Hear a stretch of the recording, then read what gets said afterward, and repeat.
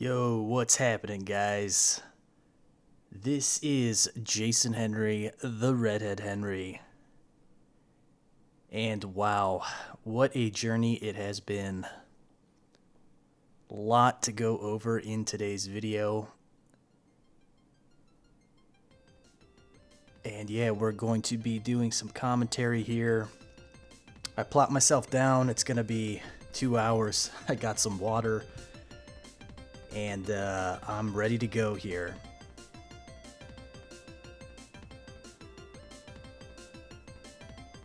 So obviously, going into this massive event,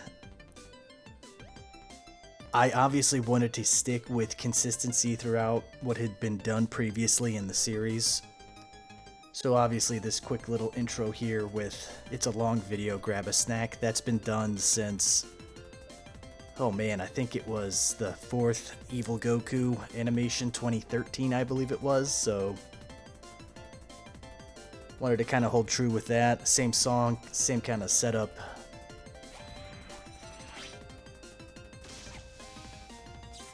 And yeah, guys, it's been 2.5 years since I started GVZ. I started this almost immediately after the Goku Black animation. As a matter of fact, after that Goku Black one, I did the 3 origin stories, and then I started this. So it was like maybe a few months after that. Oh, this opening shot was a pain in the ass to set up. Actually, there were different opening shots that I had. Eventually, it came to this one, where I wanted to show the destroyed universe -7 city where Evil Goku and Chi-Chi live. So this is kind of weird. If you saw the manga that I did from a couple years back, Raditz came to Earth. And, you know, obviously he meets Evil Goku, they fight, but then he ends up here. So it's kind of weird because I haven't really told that part of the story yet, but I do intend on going back and telling the, kind of like the origin story for Evil Goku, you know, like all of his Z events leading up to Goku Versus. So this will all make sense, the way that I have planned out, why he was there with Chi-Chi. But, yeah, man, this whole intro sequence was very lengthy because there was so much detail going into the whole setup with all the, you know, 3D environment with the 3D buildings and the destroyed, like, cars and craters and stuff. It's a lot of work.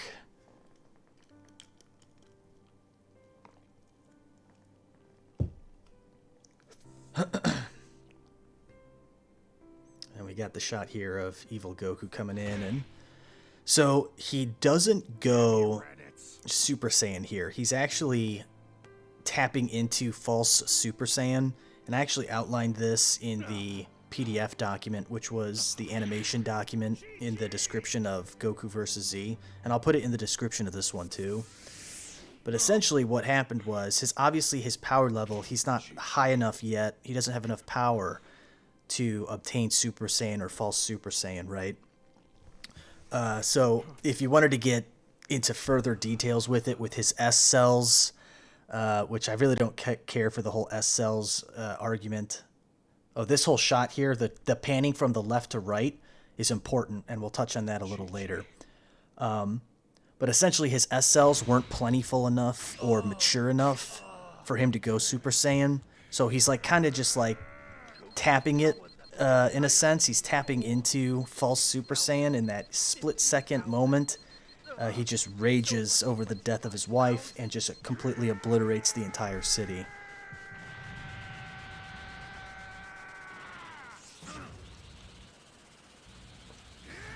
So obviously the whole thing here is that he didn't know.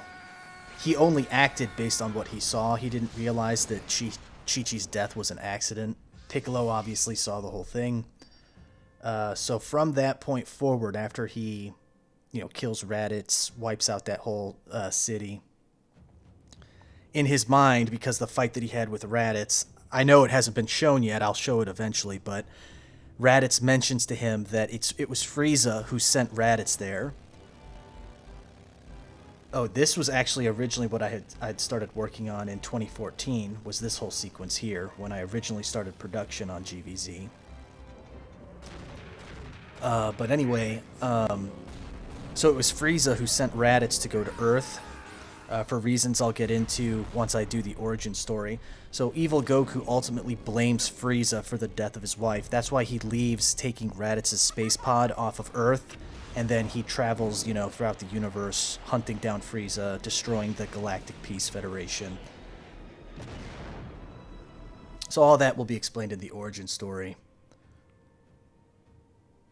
So now, similar to the first Goku versus, you know, we're going through 3 separate universes, each one having their own, you know, unique Goku that's being brought to the unknown universe. So this Dragon Ball here that this girl is holding is one of the Dragon Balls that's one of the, like, Easter egg Dragon Balls. So there were 7 of them in the whole animation. So if you guys can find all 7, props to you guys.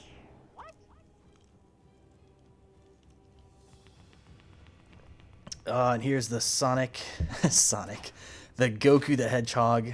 This guy was like super duper secret. I was really concerned that it was gonna leak because the guy who was working on the sprites and all these other things, but thankfully it didn't. And I'm actually recording this video before the premiere, so I have no idea what the reception is going to be to Goku the Hedgehog, but he is essentially a partial joke character. His power levels, you know, around somewhere the Namek Saga. When he goes Super Saiyan, you know, he's a lot stronger, obviously. But the whole deal is that his speed, he's so incredibly fast when he transforms into, you know, Super, that he could be undetected. Basically the fastest Goku who's on the battlefield.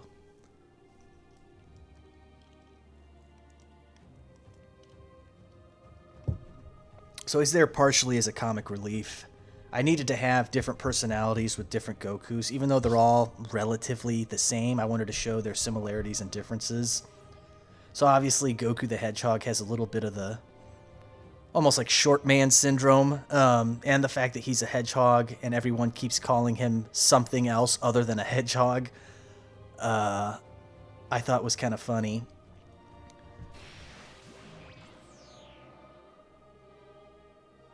So this is Renegade Goku. I love his design. He's got that awesome badass tattoo across his face. And this is, I think I just called this one Statue Goku, but essentially he's got like this spirit of Goku inside of him, but he's kind of like crazy because the Dragon Ball's not there to control him. Are you me? And so it begins.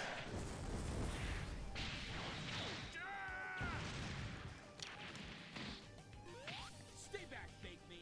I'll take it. So Renegade Goku was never meant to really be part of, you know, the main 5. He's kind of like just a separate Goku from them. But the main 5, obviously, you have Mecha Goku, Evil Goku, Goku Prime, Goku Me, and then Goku the Hedgehog. And I kind of used Renegade Goku a little bit to mask the fact that he was hiding the, you know, that secret character of Goku the Hedgehog. Otherwise, I'd be throwing Goku the Hedgehog up on all those screenshots and promotional images, but I didn't want to do that because I wanted the reveal to be in the premiere, right? So now it's like you have all these different clashes of different types of sprites. That back pose is actually an old back pose I forgot to update. He's supposed to have the little spikes, you know, on his back and his neck. I noticed it, but I'm like, you know what? I'm not going to go back and change it. It's fine. He has it in some shots, and other shots he doesn't.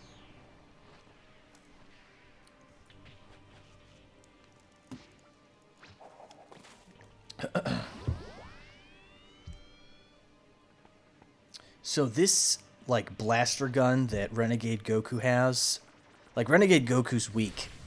He's probably, like, late Dragon Ball, early Dragon Ball Z power level, so like upper hundreds, lower thousands, somewhere in there.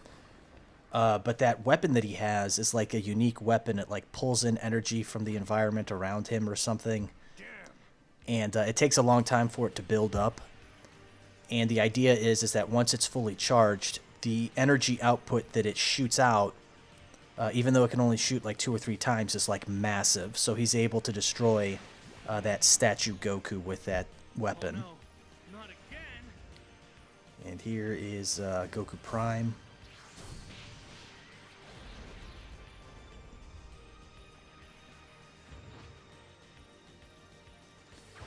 I didn't really, like, I had to think of a way too, because Goku Prime, I wanted him to be brought back to life, but Evil Goku, which we'll get into later if I can remember, I didn't want Evil Goku to come back to life. I had so many different scripts and so many different outlines for different things to happen, different stories, which I'll do a separate video on with the different scripts for different stories. I'll save that.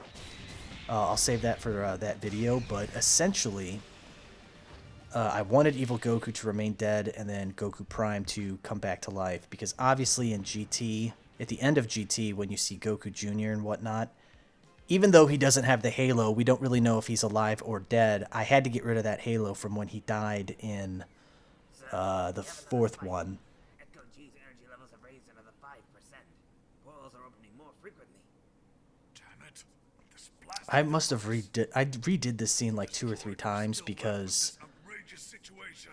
the environment just wasn't well lit with all the green. So I added in a nice lens flare, kind of darken things a bit, give it a nice kind of a green kind of a tone, kind of make it look a little more, or feel a little bit more mysterious or ominous, like what's going on here. My worst fears could soon be real. So you're getting like hints here of what Vegeta is saying about what is to come. Still trying to bypass Echo G's command. And one of his scientists is like, you know, obviously trying to fix everything, but he just can't get it done. One command pathway it shuts down, and another replaces it with a new encryption algorithm. You've done all you can. At this point, trying to stop Echo G is beyond our control. As long as it's still active, we still have a chance, but even so, it's causing further damage. It's time to contact Supreme Kai and go forward with your part of the plan. You're still up to it, right? Yes, it has to be me. I'm the only one. So obviously this device is like, I understand. it's a building, but the device is kind of part of the building on the inside. But it's like over 100 years old. So I had to show that in some of the paneling and the equipment. It's like kind of destroyed, broken down, rusted. But it seems not. Gokumi and Evil Gokumi. These other weird-looking Goku. So I knew I wanted to have a female version of Goku. Just as cute. So we introduced Gokumi from the origin story. And now she's confronting an evil variant of herself who's superior to her in strength. But that doesn't mean you have to be a bully. Let's work together to find out what's going on here. My dear girl, you are too precious. I'm going to take my time killing you. Savor the moment. Besides, the thought of teaming up with a do-gooder like you disgusts me.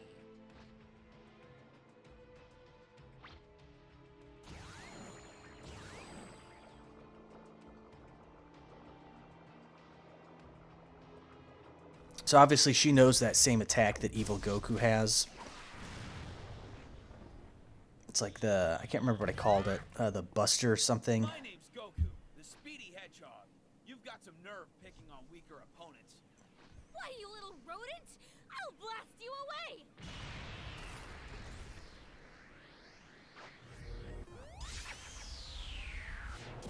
It's like Goku the Hedgehog.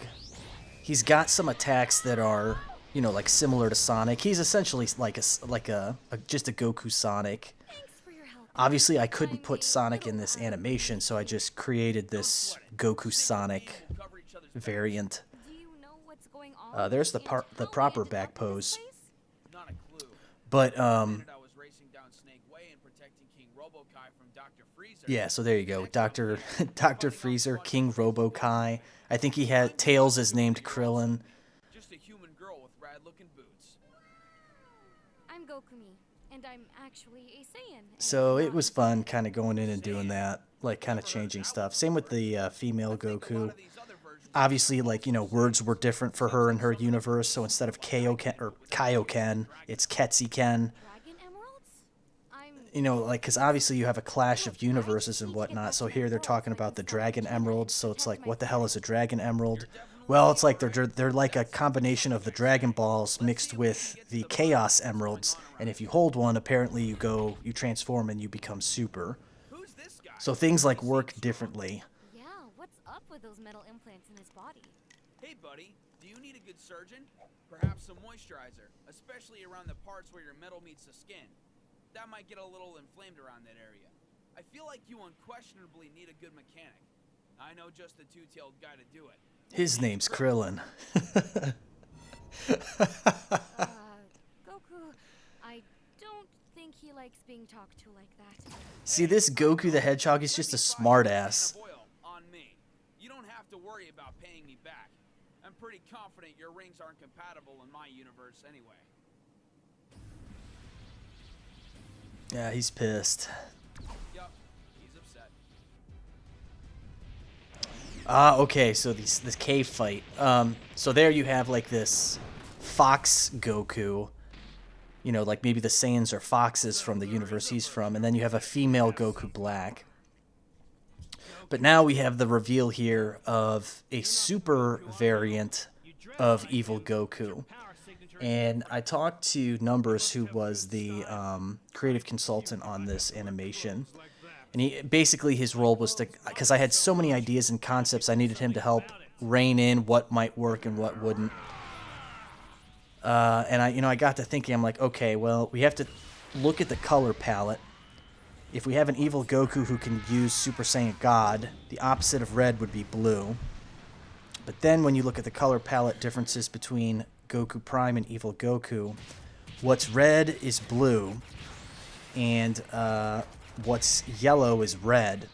So I thought, okay, looking at the different color combinations, it didn't make sense for his Super Saiyan blue hair color to be purple, and it didn't make sense for it to be green. It made more sense for it to be yellow, so that's why I chose those colors. And I believe Numbers helped me with that. Yeah, so there's the reveal, Super Saiyan God. If you looked in the lower right-hand corner fast enough, you might have saw... what the hell is that game? Among Us Goku. Pirate Goku, Ninja Goku. There he is again. He's up in the tree. There's another female variant of Goku there, too.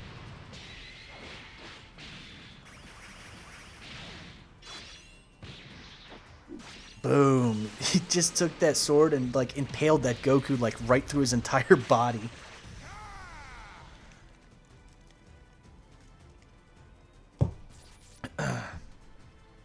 So obviously, we don't know how strong this super variant of evil Goku is. Obviously, he has, you know, Super Saiyan God, Super Saiyan.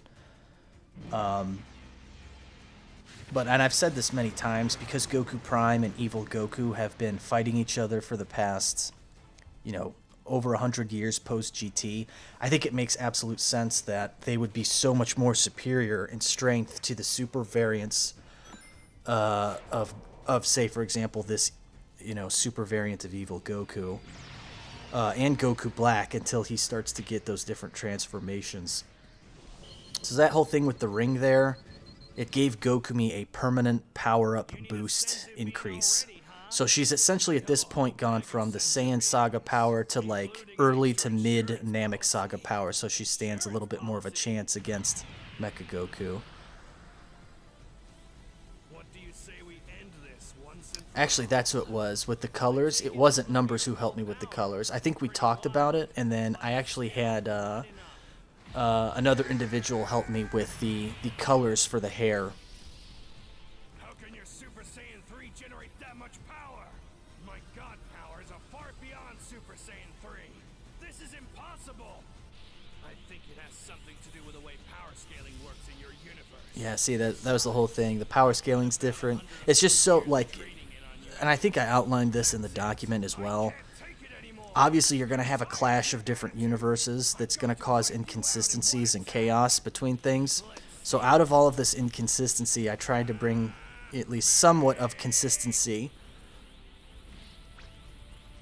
Because I know someone somewhere, like I said, we haven't been to the premiere yet, someone somewhere is just going to erupt and say your power scaling is completely off.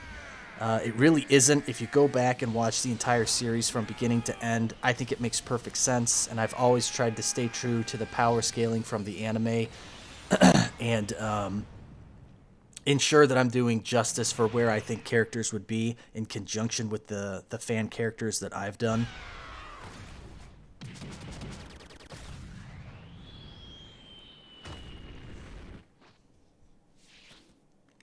Whoa, she must be a girl version of me. But who's she fighting? Mecha Goku. He's different than before. This must be a different variant. You know, starting to look at this, I might have... It might have been a better idea to make Mecha Goku a different sprite other than JUS. Maybe another LSW version, even though we already had that. Because we had Goku and Evil Goku were JUS sprites.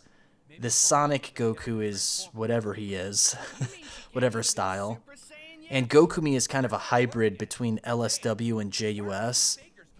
So I think Mecha Goku is kind of an odd one out in terms of his sprite style. I mean, it looks awesome, don't get me wrong, but I think as a group it would have looked better if he was some other type of style. So here Gokumi has the Dragon Emerald, and the Emerald reacted to her power, and now she's going Super Saiyan for the first time, because obviously she had that permanent power increase from the ring, and that kind of helped boost her power. So now it's almost like we're having the assembling of the main heroes here, like they're all kind of coming together.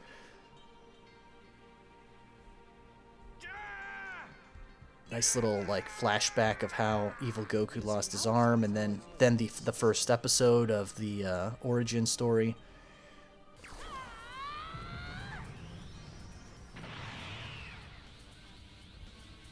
That's the old aura that I used. I believe it was the old one from the Goku Versus, the first one. That's crazy.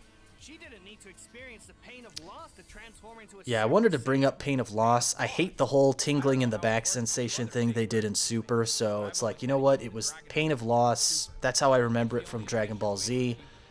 So Goku needs to mention that somewhere in there. And obviously with the Sonic Goku, he is from a different universe, so he's like, well, that's not how it works for me. I have to use the Dragon Emeralds in order to transform and go Super. So obviously Gokumi after this point, and once she loses the ability to go Super Saiyan, you know, she can't go Super Saiyan again until she figures out later on, okay, it's the feeling of the pain of loss. I need to figure out how to do this again and remember that power, how it felt. Oh, and the Sonic Goku, Goku the Hedgehog, he can't fly. So he's like on the back of Goku like a little Pokemon.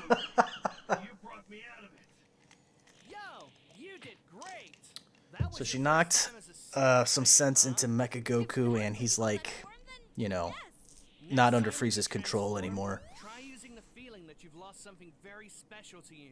Unless it happens for real, you need to remember the feeling of how the pain of loss feels. And so here he's like explaining it to her, like this might help you in the future, because obviously you won't have that temporary way to go Super Saiyan. I have no idea. Gokumi and I were talking about that earlier. I know how we got here, but it's going to take some time to explain.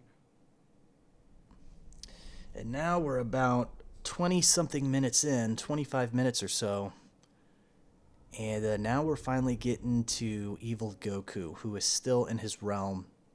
And he is seeing flashbacks of Chi-Chi, or we as the audience are seeing flashbacks in reverse order. So we see it from her death with Komei. Then we see it here when after they've conquered the world. And then after this, we'll see them when they're still trying to conquer the world, and Evil Goku proposes to Chi-Chi, which is opposite of how it worked in Dragon Ball, where, you know, Chi-Chi wanted Goku to propose to her. Besides, what if it's a girl? A princess you can spoil and give her anything she wants. Last thing I need. I'm so glad I brought some water to this. So some of these shots here were actually going to be for an alternative opening, but I needed something that was dramatic and a hook, and having that whole confrontation with Raditz, Chi-Chi, and Evil Goku and her death, I think that was a much better hook than what I originally had going. Evil Goku's realm. So I changed the realm a little bit. Obviously, I still have those like little spiky sprites. But here, Evil Goku is... I had a feeling you'd show up here. He's very, like, alone in his thoughts. You know, this is kind of one of the first times he's alone. He's had all these battles. Yeah, he's reflecting on things. You know, he's a little depressed, thinking about how the way things could have been. In my mind, because the way I look at it is, if you're a character like Evil Goku and you've achieved everything you wanted to achieve, but you've really gained nothing of any real value from that, I think that would cause you to become depressed or bored, or cause you to reflect on the way that, you know, your life had transpired, and you'd want to maybe do things differently. You know, because he eventually got everything he wanted, right? He conquered his universe, he got his revenge, he fought Goku, brought Goku to this realm that he wished for. You know, he got everything that he wanted in his life. So I think that would spark boredom and, you know, a little depression here, because he's reflecting on Chi-Chi and all these things. I think you've been aching to get this off your chest for a very long time. And I think the fact that he's been here for 100 years with Goku, you know, Goku's just been slowly chipping away at these little conversations that they've had in between battles. Slowly chipping away at this exterior around Evil Goku, trying to, you know, open him up and get him to talk more about, you know, his pain and his past. But the reality is, I was content living. So we're actually seeing Evil Goku here almost in a different light, because obviously in my previous animations I didn't have any voice actors, right? But we've seen him evolve from this, you know, power-hungry, conquering, evil doppelganger of Goku, to now he's kind of reached this moment where, you know, he has to make a decision and start changing his ways, because everything that he's accomplished in his life has all really been for nothing. So we're kind of seeing him in a different light here. If I didn't know any better, I'd say you're depressed. Or is it that you realize your actions have had dire consequences to everyone around you? Could it be that the great destroyer of worlds now feels guilty? Yeah, I'm really excited, guys, to go back and tell his origin story, because there's so much stuff that I can touch on and do. I have so many really good ideas. Version of how Chi-Chi died. What do you know of that? I was there. I saw everything. I'm not gonna make You saw everything, huh? You saw my brother push my wife out of that building? Raditz didn't kill Chi-Chi. It was an accident. She fell from that building. I tried to save her, but I couldn't get there in time. Chi-Chi's death was an accident, Goku. Your whole purpose for leaving Earth, to get revenge on your wife's death, it was a falsehood. I love that woman more than anything. I haven't thought about her in a long time, until recently. I've been fighting for so long, destroying for so long. Inflicting my pain onto others made me feel superior. Made me forget her. Made me forget the pain I felt. A lot of cool little flashback shots there. After all these years. For starters, I never had the chance, but I wanted to show you that your version of the truth is not always accurate. If you thought Raditz killed her when he didn't, then imagine all the other falsehoods. So, like, Evil Goku here, like, he knows something's wrong, like, that things didn't pan out the way he really wanted them, right? Like I said, I've been doing some So, like he said, you know, he's been doing some thinking. Time here that everywhere I've gone and everything I've done has all been destruction, which didn't heal my pain from Chi-Chi's death at all. And now look at where I am, removed from everything, trapped in my own little world, protecting my little slice of nothing. The path I walked has led me to this, a literal world manifested from my darkest desires. So, yeah, going back and looking at this and talking about it, it's fun, don't get me wrong, but it's like I've seen these sequences so many times. All of this has left me right where I it's just like, I know this whole animation. You know, every scene, every shot, I know exactly what's happening. I know exactly how I set it up. All the dialogue, everything, because I've worked on it for so many months. I don't want to help solve whatever problem. Yeah, see, evil Goku, he just wants to be left alone. You know, he just wants to be left alone in peace and figure shit out. So Piccolo's there. He's kind of just like trying to give him a little bit of a nudge, like, hey, you know, help us out this one time. You're saying you had your whole life, you got nothing. Help us out and see what happens. Let someone else take up the mantle of being the strongest.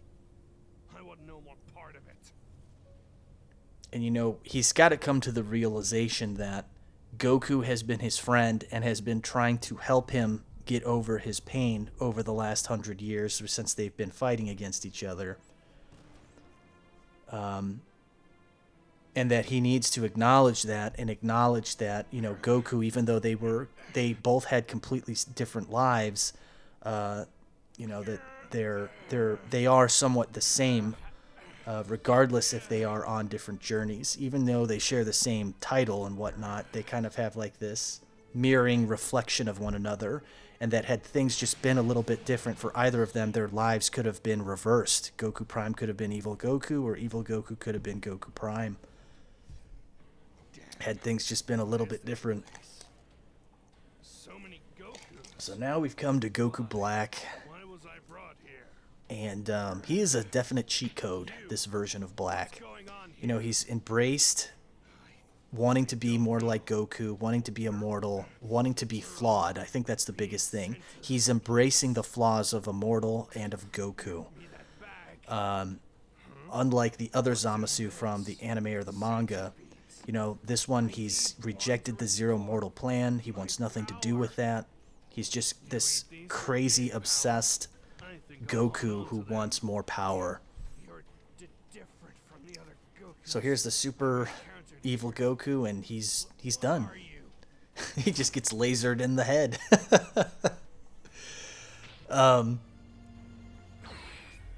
It's interesting too because evil Goku, while he is evil, when he was evil on Earth with Chi-Chi, he was much more like a militaristic type of evil. Like a commander or a conqueror of the world, like a Napoleon type deal. So he still did very many evil things early on in his life, but he was very militaristic based on his upbringing from Roshi and Grandpa Gohan. You know, like they would teach him things like the art of war and all of these other like philosophies that would be embedded into him at a young age. But once he loses his wife, that kind of sends him down a different rageful path than the evil path that he was already on. He's here. Who's here? There's no question. It's that same So it's almost like he was like a lawful evil, but then once he loses his wife, he goes different. I can't remember what the name of those charts are, alignment chart. He becomes a different sort of type of evil, I guess, if you want to call it that. many ways to hide your power, or ways to show it off. Maybe because I'm a lot stronger than you guys, I can sense it. There's so many battles and so many Gokus. It's hard to So that was another thing I wanted to implement too, was that there's so many Gokus on the battlefield that all of their powers are basically, because they're all somewhat the same, right? They're all like overlapping on each other, and some of them are larger than others, and even though some are larger or weaker or whatever, it's like, it's hard to pinpoint, I would think, you know, where certain Gokus would be. So I think it would make instant transmission completely useless. I don't think you'd be able to use it. And there's Goku the Hedgehog. He can't fly, so he has to run.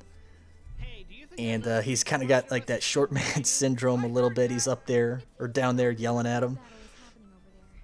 We should check it out. Right, let's do it. He's a fun character, that Goku the Hedgehog. It's almost like Captain Ahab and the White Whale, Moby Dick. You've got the Savage Goku trying to hunt down the statue Goku, or Savage Goku. Renegade Goku trying to hunt down the statue Goku. and he eventually blasted him. He got him, but unfortunately Black finds him, and it just doesn't pan out that well for Renegade Goku. As cool as he is, design-wise and whatnot, he would have been killed by that explosion from Bulma back in his universe, so all it really did, him going through the portal, just kind of prolonged his life just a little bit more, until ultimately here he meets Goku Black, and Black kills him. I needed to have Goku's get killed in this. I needed to show that characters, like, for example here, Renegade Goku. Then you have Evil Goku, we'll talk about him later, and that whole death sequence. And then obviously you see some other Gokus get killed too.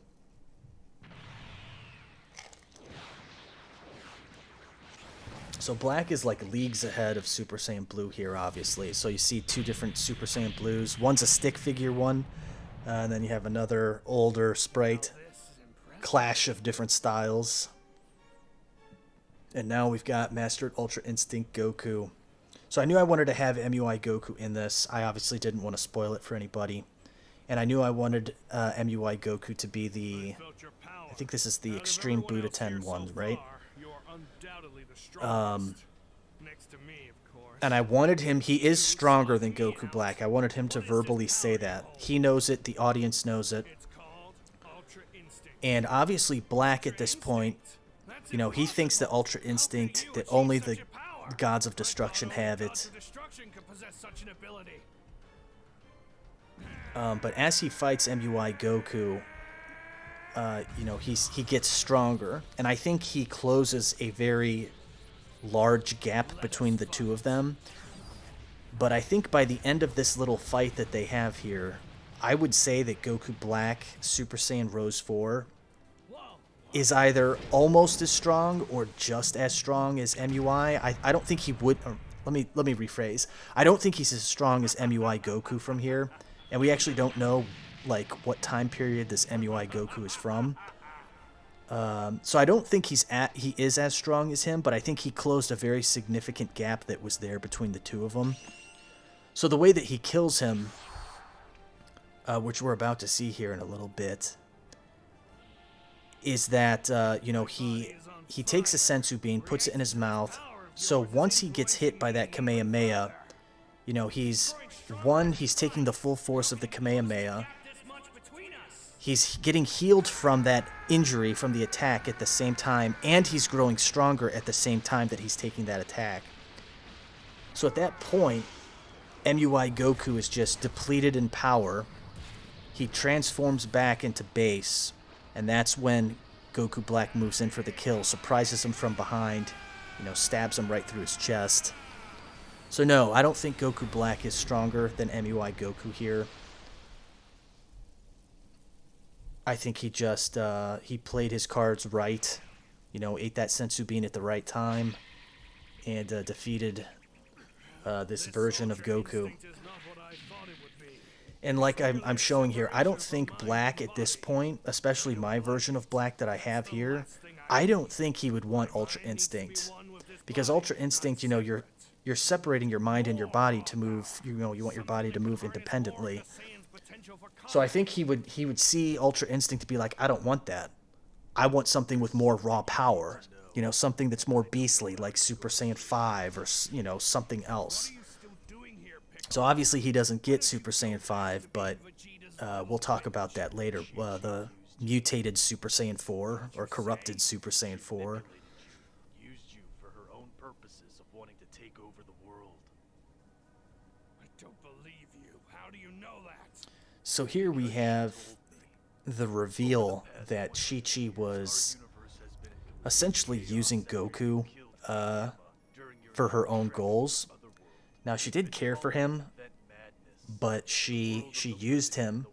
They both wanted to take over the world, so she realized that. So she basically used this perfume to help kind of control him a little bit, blind him to her ways of what she wanted. And we see that, you know, later on. But, yeah, so that, you know, that kind of strikes him, and it's like, well, I had no idea that she was doing that. It all makes sense.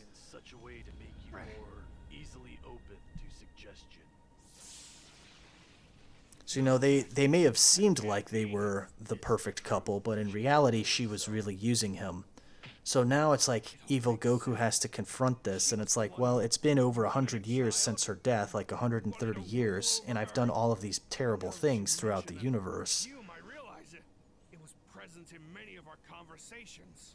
She did care for you. So I didn't want it to be just so black and white with their relationship and things. I wanted it to be really complicated, and the fact that they now have Kome, his daughter, which we'll get into later as well. Can't recall if that perfume was present when I first met Chi-Chi or not.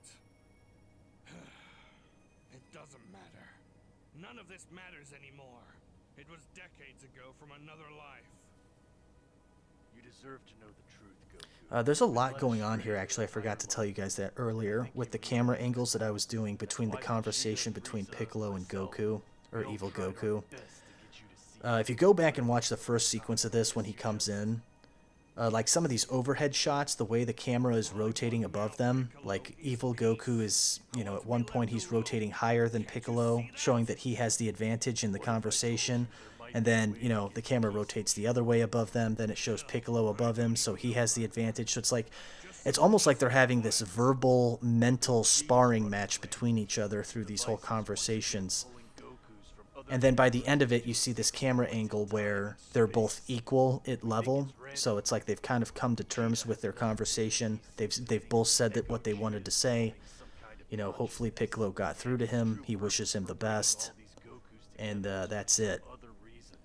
There really isn't any evidence of that. And now he's telling him the whole thing with Echo G. Things are going the same way they did before. So here's the deal.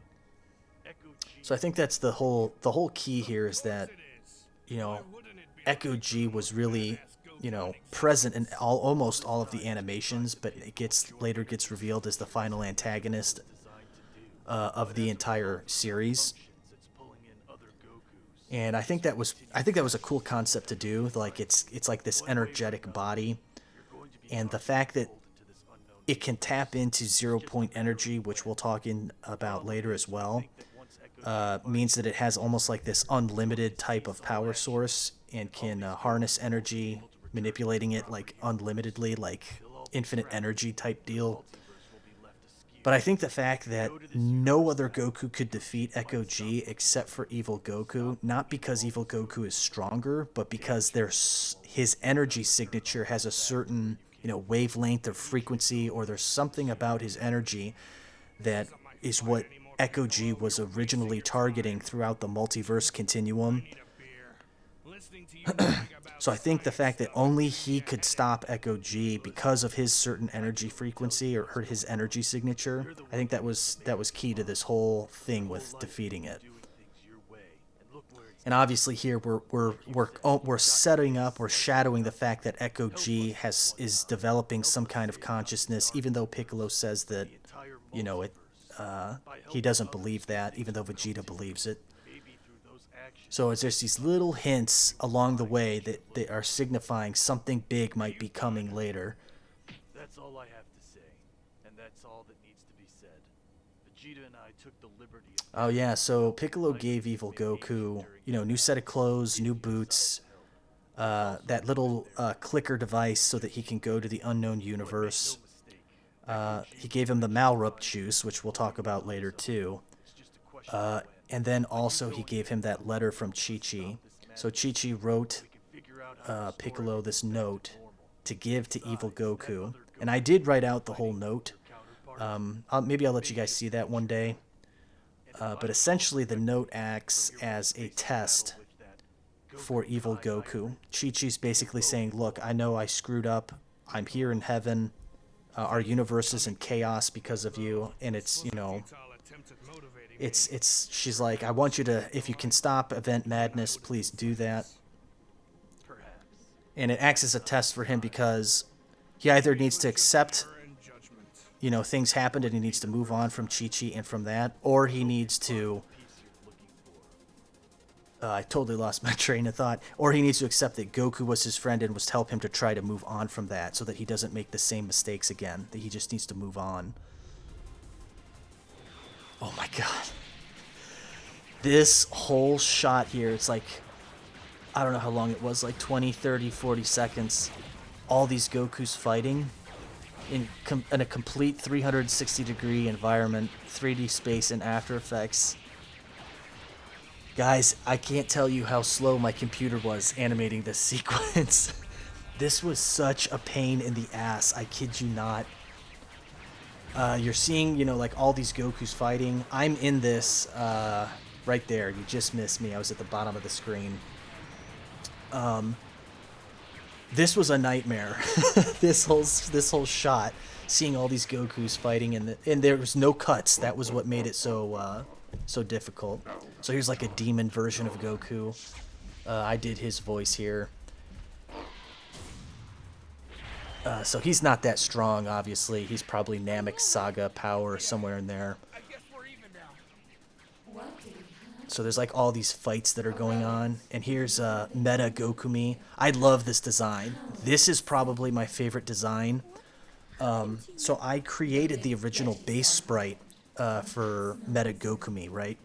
And I thought, like, wow, like she could have, like, you know, like the buzz haircut like they have like in Cyberpunk, you know, like a futuristic cyberpunk type world, and she has, like, you know, like this spiky hair in the front, so she's got like this buzz cut look. So I did the base sprite, and I did like maybe 5 or 6 different variations of it, and then I had Lords. He helped me finish the remaining poses while I focused on other things, so he completed the rest of the sheet, and I did the base sprite, and he did an awesome job on it. But the Meta Gokumi sprite, man, it looks so fucking awesome. I'd love to see some fan art of that. I might have to hire somebody to do some fan art of it, because it's such a cool design. It's almost like she's got that, what the hell is it called? I can't remember her name, but she was in Mortal Kombat. She was the Ice Ninja, like Sub-Zero, but she was the female version. I think her name was Frost or something. She kind of looks like that almost. So now Gokumi obviously has learned how to unlock Super Saiyan for herself, thanks to what Goku had told her from earlier. And here we have the return of Angelic Goku. Now technically this isn't the same one, because the real Angelic Goku was a Legacy of Goku style sprite, but he's essentially the same character. So it's just a JUS version, and he didn't use Hakai there. It was just like a demon erase attack, so he can like erase and destroy demons with like a single attack. And we got Mecha Goku fighting Shadow Goku here. And yeah, Mecha Goku, I thought it'd be cool if he could go Super Saiyan, because obviously he knew how to go, or he learned how to go Super Saiyan on Namek, and we're obviously after the post events of Namek, so I think having him go Super Saiyan looked pretty cool. Okay, so this was the whole thing here. Goku Prime. I wanted Goku Prime to be fighting Goku Black this time, because obviously it was Evil Goku last time. And then I wanted Evil Goku to come in and save Goku Prime, because Goku Prime he helped Evil Goku last time. And there we have a Majin Super Saiyan Blue Goku, and then a baby version of Goku. So I wanted like all of the corruption forms here. So we have like a corrupted Goku, Goku Black, we have a baby Goku and a Majin Goku. But obviously they're ridiculously weaker than Goku Black, because he's such a cheat code. See, so he's looking for him too. He's looking for the red-haired Goku. Goku had all the fun fighting you last time. It seems only fair I get my turn. I think that's a fair statement. Fight you both at the same time. We can't all get what we want. So that line, we can't all get what we want. I wanted him to say that on purpose, because the reverse of it is actually true. Everybody in this animation, the major and the supporting characters, all get exactly what they want. So I was like kind of a fun play on parallels for that. And interestingly enough, you know, while I was working on this animation, you know, the script and stuff was, for the most part, it was done. There were things I was changing along the way, but you know, this took me 2.5 years to work on. So as I was working on it, Superheroes came out with Goku Black, or what do they call him? The Crimson Saiyan. And they're like, so he comes back and it's revealed that like he's hunted down through the multiverse and killed all these Gokus, and I'm like, bro, that's exactly what's happening in my animation. How did you know I was doing that? I haven't even released it yet. So I believe, I haven't seen it, I've only seen clips. I think he said that he killed 99 Gokus in the anime, right? Or in the promotional video. So I'm like, okay, like, I'm not going to copy that. I'm just going to continue doing my own thing. So my version of Black is just killing all of these Gokus in this battlefield, and he's killed now over 100 of them. How the hell did they manage to get this? There's the note. And he had the Malrup juice, which we'll talk about. Your scent is intoxicating. So here, it's like, now you know, because Piccolo told him about the perfume, and now she's saying it's the perfume. She's like kind of manipulating him. It's not like full control, like the Majin control, but it's more like just little subtle suggestions, and that's what's like, you know, getting him to change his mind and kind of like follow her lead a little bit. Let's not worry about them for now. Part of ruling over these peasants is So this line here was like, it's very militaristic in a sense. It's from what Grandpa Gohan or Roshi taught him, or Roshi, sorry. Roshi may have been weak, but he was Then it's revealed here that he also killed Roshi. But yeah, so you know, he's very militaristic. He has these philosophies embedded into his mind. So you know, that whole line about getting people to submit to you is better than just killing them so that you could rule over them.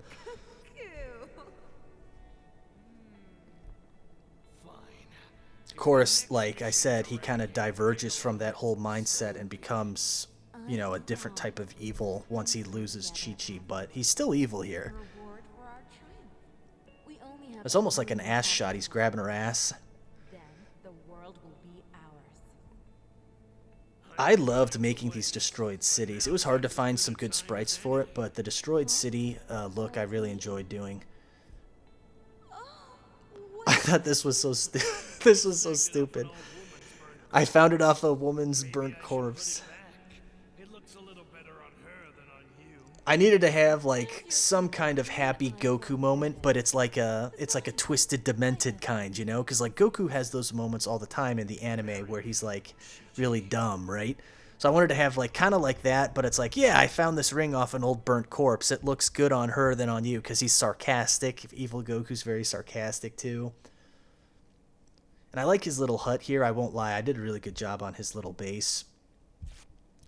You know, with like the empty beer cans and bottles and whatnot. You kind of get a little glimpse of it there, that's where he's been living. There's the He Tap drink in the background from the Trunks saga when he came back in time. Little throwback there, callback. Maybe someday I'll see her again, but not now. See, this is where he's starting to realize, like, well, she lied to me, she manipulated me, I can't go back to that. Covers my family. We grew pretty large over the years with lots of children and grandchildren. So what about There's you? a good shot, Did you get or a big good family sequence too? here between Evil Goku and Goku Prime having this conversation. So you can see, like, Goku's, like, kind of slowly chipping away at him. I'm sorry. Don't be. I'm sure as hell not. Her death set But I think it would make sense because, obviously, you know, they're both dead, and they're fighting in this realm, so it's like they need to have some kind of essentials, so I think they needed to have some kind of food or quarters or, you know, beds or whatever. seems to me if you keep your emotions So I think bottled up Goku inside, Prime would have his own little base. We only saw Evil Goku's, you never resolved your inner conflicts with that. so it's like, you know, maybe they would take a couple years apart for themselves, train alone, and then come back, and they'd fight again for, you know, X amount of time. You know, maybe they'd stick together for a whole, like, decade, or separate for a decade or something. Seem to be filled with rage and hatred towards me. I could never really figure out why though. So you're starting to get a much better understanding here, too, Counter. But when we of talk like this, I understand why Evil Goku hates Goku Prime so much, why he wants to keep fighting him, you are helping me by fighting me. I don't and that the whole reason Evil Goku loves to fight, especially now that he's lost Chi-Chi, is that it helps him forget the pain that he had with Chi-Chi, or the pain of it, or the loss. Oh my God, I'm tripping up over my words, man. It's helping him forget his pain whenever he fights. So when he fights, it's like invigorates him, right? So he loves fighting for a different reason other than Goku. It helps him forget his past. You know, in conjunction with getting stronger and whatnot. You know, like Goku seeks strong opponents to better himself and protect his loved ones. You know, evil Goku seeks strong opponents to not just get stronger, but, you know, to help vent his emotions and vent his frustration and his pain. And I very much wanted to show him alone and secluded. We've never seen him like this before. So it's like, you know, he's having this conflict within. So it's like he's technically fighting himself from within. He's fighting his thoughts, his memories. He's having this inner struggle.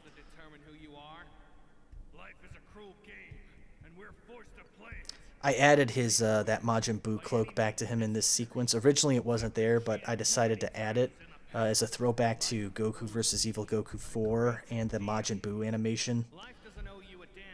And this was a really good sequence too. This really shows the difference between Goku and Evil Goku's mindset. And you know, the way that they view life and the way that they view themselves.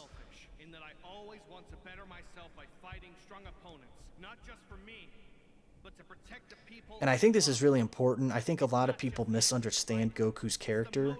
Or not Evil Goku, Goku. I think a lot of people misinterpret his character a lot. You know, I think it's really, really deep within him that his biggest opponent is always himself. He always wants to, of course, fight strong opponents, but his biggest challenge is himself.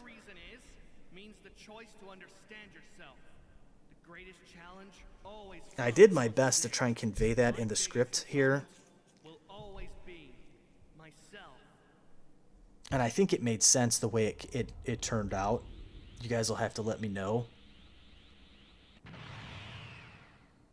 The fight within me has been raging for a long time, and it's finally reached its apex. Yeah, see, like I said, Evil Goku has to realize now, I think this whole time through this journey that he's had, that he needs to make a change to himself in order to, I did nothing but reject him at every turn. you know, in order to go on with life and try to not necessarily set things right, but try to fix himself, because he knows that things aren't right and he's achieved nothing that he really wanted of any real value.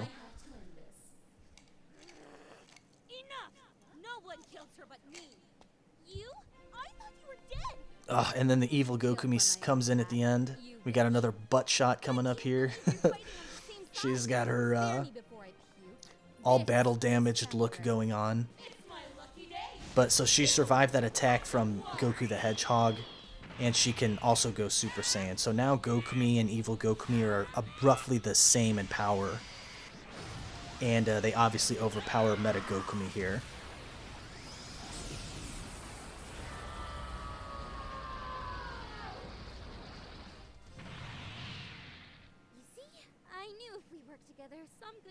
And there is a Mecha Gokumi in this too. I didn't feature her that much, but she is in some shots. If you look quick enough, you can see a Mecha Gokumi.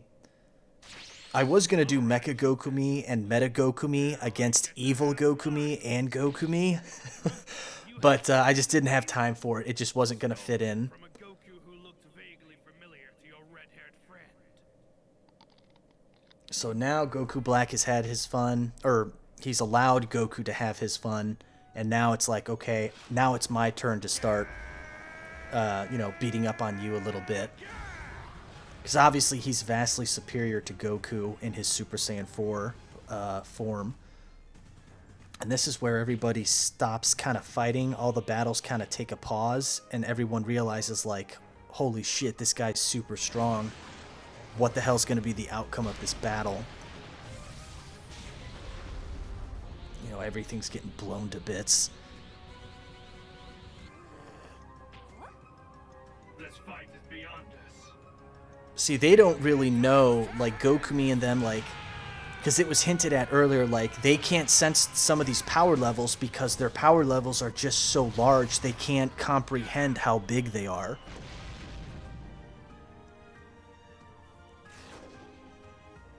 So this part here with the Ultra Ego Goku, Ultra Ego, that form came out while I was working on this animation, and I thought, okay, it would be cool to have an Ultra Ego Goku come in here. And so I did the Ultra Ego Goku, and he has an attack called Hyper Kaioken. And that's basically like Paikon's Thunder, or what is it, the Hyper Tornado attack. But instead of Gust of Wind, it's just Gusts of Energy striking at Goku Black. And obviously, that Ultra Ego Goku is stronger than Goku Prime. But Goku Black didn't like that he came in and stepped in and interrupted the fight, so he just like instantly wiped him out with a punch through his abdomen. This is kind of a callback to the Cooler when he went through the Kamehameha in the Cooler movie. So Goku Prime's just no match for Goku Black here.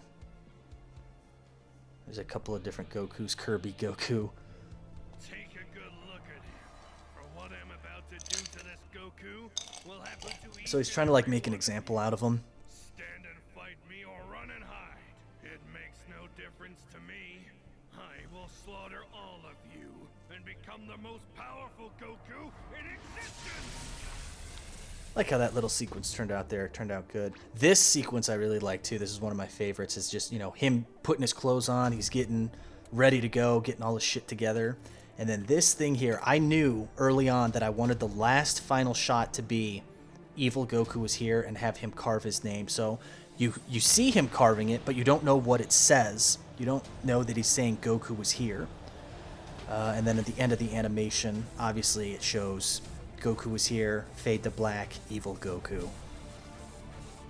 But this whole point, you know, this whole shot going through the portal with the music, it turned out perfectly. This shot was a reference to the very first episode when he came through the portal. Same sprite pose. And it's the same music, too. That Mecha Frieza type music. Seems Piccolo was right. The portals have stopped opening. Echo G must be detecting my power signature. Man, I've been talking a while, guys. Lots of Goku power signatures, including Running out of water. Goku God Hybrid. So obviously, no, he's sensing stuff that's going on, but he can't use instant transmission. Goku? And he did learn instant transmission in the game Evil Goku Battle for Otherworld, so that's how he knows how to use that. Hard to get a lock onto Goku's position. No problem. Right, so he can't get a lock because there's all these overlapping Goku power signatures.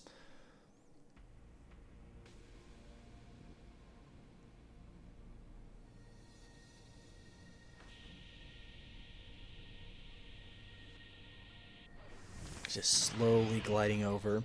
So obviously now Mecha Goku and Gokumi realize, like, okay, we're no match against him, but we're still going to try anyway. That line there was a throwback to the Cell Saga. I think Krillin said it. Why would you willingly choose this? If you have to ask, then you'd never understand.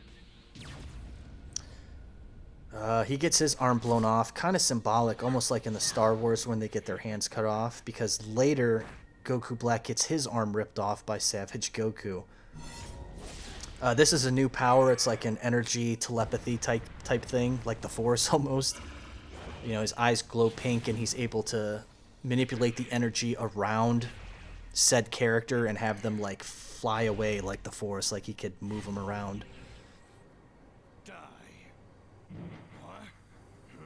So now they sense Evil Goku's approaching, and he steps in and protects Goku.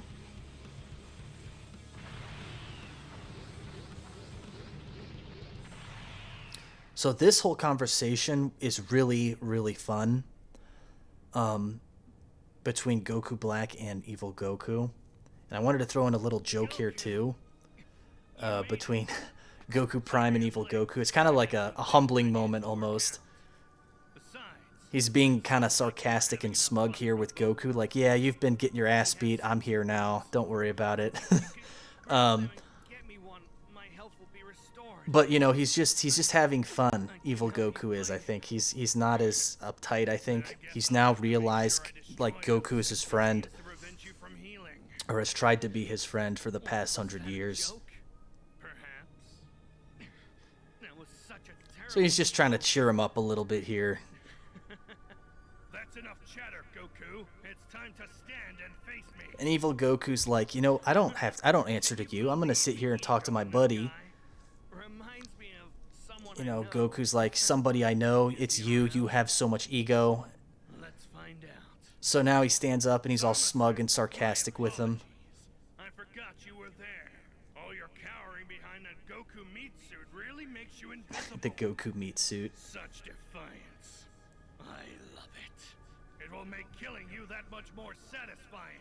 So it's kind of, We started a game it's we didn't get to interesting finish. because On this we agree. Two we're not sides seeing necessarily Evil Goku at his peak in terms of when he was his most evil. He's kind of like come full circle at this point. He's not necessarily good, but he's kind of come back to his how he was back on Earth in a sense before Chi-Chi died, with his philosophy on power and fighting and whatnot. And you know that he lost himself for a long time during his travels, being enraged with, you know, hate and anger. they have power thrust upon them. So that whole line with power being thrust upon them, that was actually a quote from Star Trek, but it's a very kind of militaristic type of quote, With his power that you know, a makes him type of who he is. philosophy and mindset. I see is a frightened weakling trying to distance himself from who he really Because is. Evil Goku obviously at one point was questing for more power, but And at some point, this ultimately he knows, because from his teachings early on, that looking for power won't really get you that much power, and if it does, you'll just get corrupted by it. And that ultimately, if you really wanted to get real power, you know, it's a person has power thrust upon them. spoken like a true barbaric sage. You know what I love about you? Man, I love this. This whole sequence was really fun too. Nuances. I will So continue Goku Black is basically telling Evil Goku, like, I'm embracing Goku's body. I am Goku now. You just don't see it. I am no longer Zamasu, even though Evil Goku still acknowledges him and sees him as Zamasu. but I will make you see. Huh?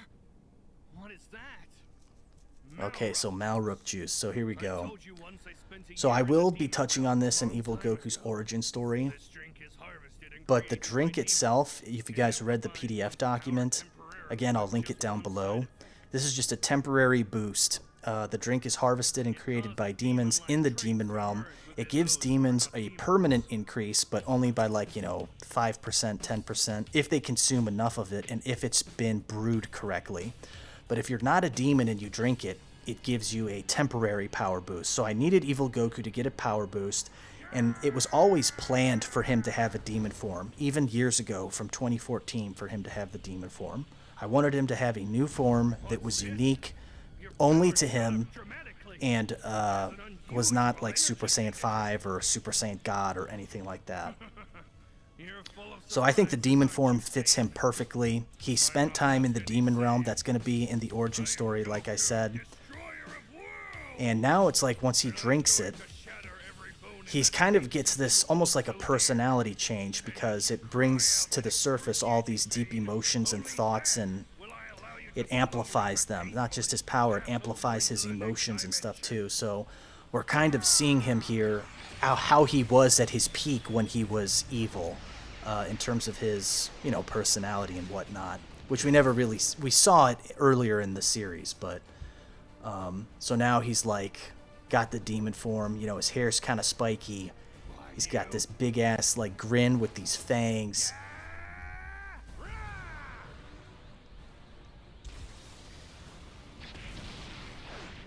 And the drawback to this is that, so Evil Goku, he's drank this Malrup juice before, but we don't know if he's actually stacked Super Saiyan on top of it. So the whole drawback to this situation is that Evil Goku is failing to realize that as he's going through his Super Saiyan transformations, he's actually burning through this Malrup juice quicker, and he fails to realize that, and then he loses the form once he, you know, is in Super Saiyan 4 for a certain period of time, it depletes quicker.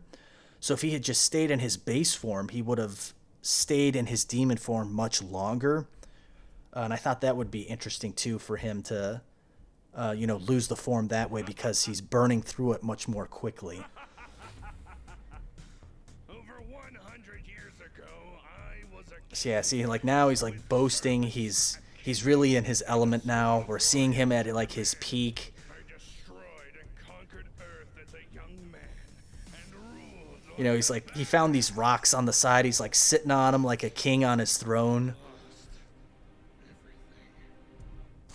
For decades, I would go on to conquer the universe, slaughtering anyone who stood in the way of my revenge. Goku Black's like, so now it's where, again, play on parallels. If you remember in the Black animation, Evil Goku versus Goku Black, Evil Goku got his arm injured and it was like all bloody. So now it's reversed. Now Goku Black has his arm all bloody.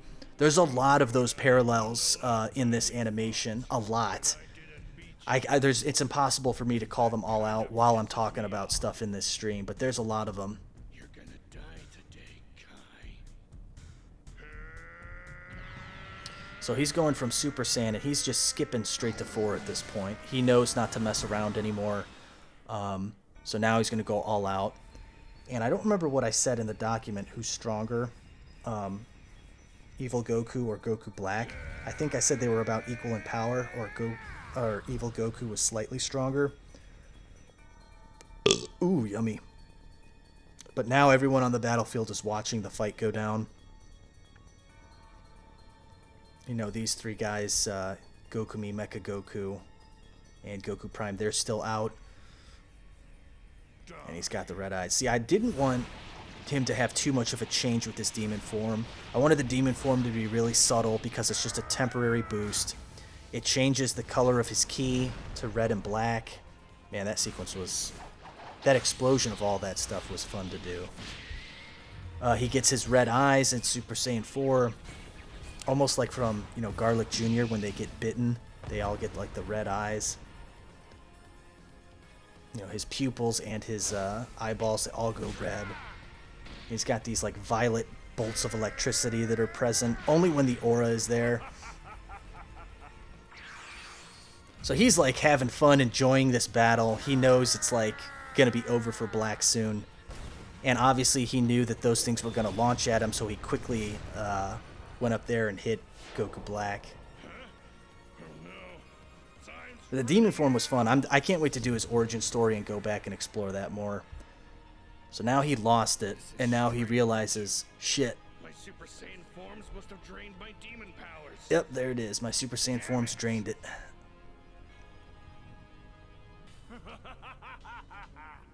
Your demon form was pretty tough. The damage you inflicted will So now Black's getting even stronger, and now he's got... So it's like he already heals relatively quickly, but now he's got the sensu beans, and he can heal even quicker than that, right? So he's just this massive cheat code, like I said before. I should have snaked them when I had the chance. Oh, the Kaioken. So, obviously, I grew up on the Ocean dub. I've said it before. And then I believe the first couple dubs of the Funimation ones, they were saying Kaioken. And that's just how I grew up on it. I really don't care if they say Kaioken or Kaioken. I know it's pronounced Kaioken. But that's just, that's just what I wanted. I want them to say Kaioken. I wanted to have that callback to those earlier dubs. So now Black's mocking him. He's calling him, Your Majesty and stuff. And Evil Goku's just going all out at this point. He's got the Kaioken times 20. And I think when he uses... I don't know. I don't want to say this. I would say that when he uses Kaioken times 20, he's either where he was at his demon form or just slightly weaker than it.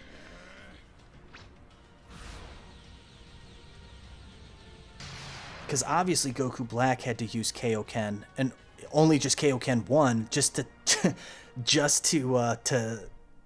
stay up with his Kaioken times 20. Hey, furry! Do you mind taking Yeah. So Goku the Hedgehog, obviously he's been gone for like 20 minutes or 30 minutes or whatever, But I wanted to show now he comes back. All the characters come together as a team to fight Goku Black. And I really wanted there to be a lot of conflict between evil Goku and Goku the Hedgehog. Some weird dimensional plane of existence. Or maybe it's like an infinite waffle. I don't really know why I'm comparing it to a waffle. I just really want a waffle right now. Whoa!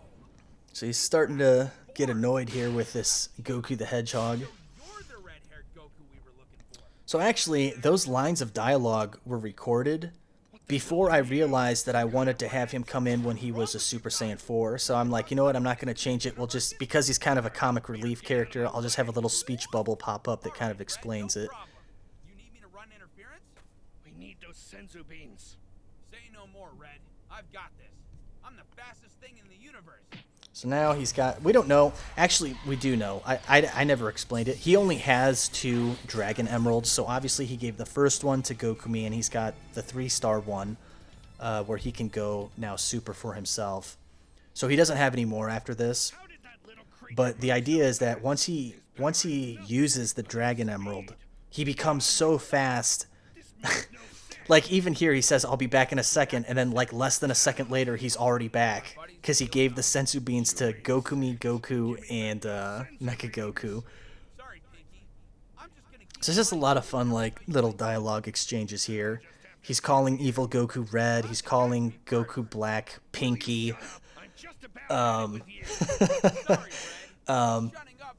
You know, he's just like a fun, jokey character. Yo, it looks like we got here just in time. Thanks for the sensu bean. I feel great. And you figured out how to go super all on your own. Nice. I never knew this level of power existed. Now that I see So the whole thing here is that, you know, Goku is building up for the Kaioken times 100. And it was something that he learned and had done on evil Goku during their 100-year battle, right? So he needs time to gather the energy for that and to calm his mind. But the fact that he's alive now, he's no longer dead, means he needs more time in order to calm himself and get the energy and able to do it. So it takes him a little bit longer. So meanwhile, as evil Goku needs to distract Goku Black, and the other 3 need to also do the same thing, you know, Goku Black should be easily able to destroy, you know, the 3 amigos on the right. And the thing that he doesn't account for is Goku the Hedgehog's speed. So he's able to zip around the battlefield, moving Gokumi and Mecha Goku out of the way of Black's attacks. And maybe I should have spent a little bit more time of them doing that. But, you know, he does it a few times here, and I figured that would be enough. And meanwhile, evil Goku uses the Shadow Clone technique, help distract. So there you go, he like pushes him out of the way. And there's like a fun little moment where he, you know, he pushed her by the butt, not realizing it, just to get her out of the way. So there, that's a good use for that one little psychic energy manipulation, force hold, whatever you want to call it. Needed to use that on Goku the Hedgehog to keep him still. And then he trapped him in that energy cube, which we saw in the 3rd episode of Goku vs. Z Origins.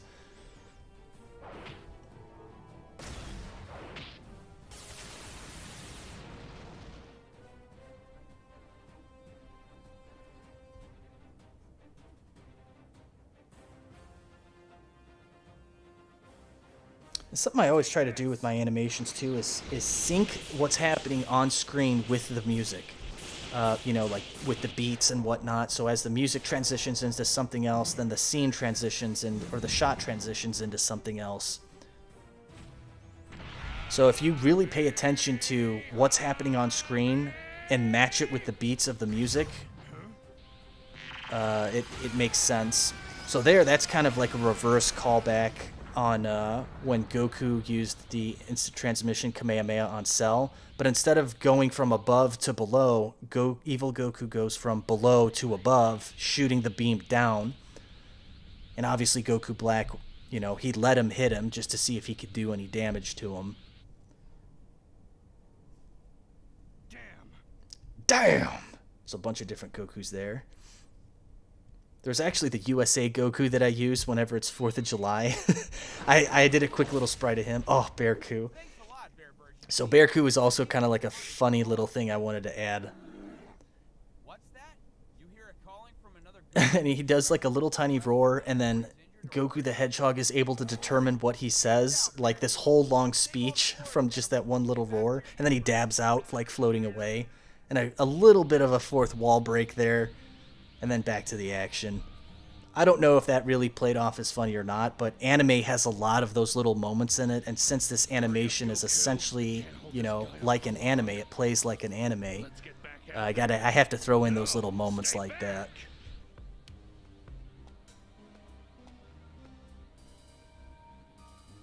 Did you really think that attack would kill me? So now Goku Black is like, okay, you've had your fun, now I get to have my fun.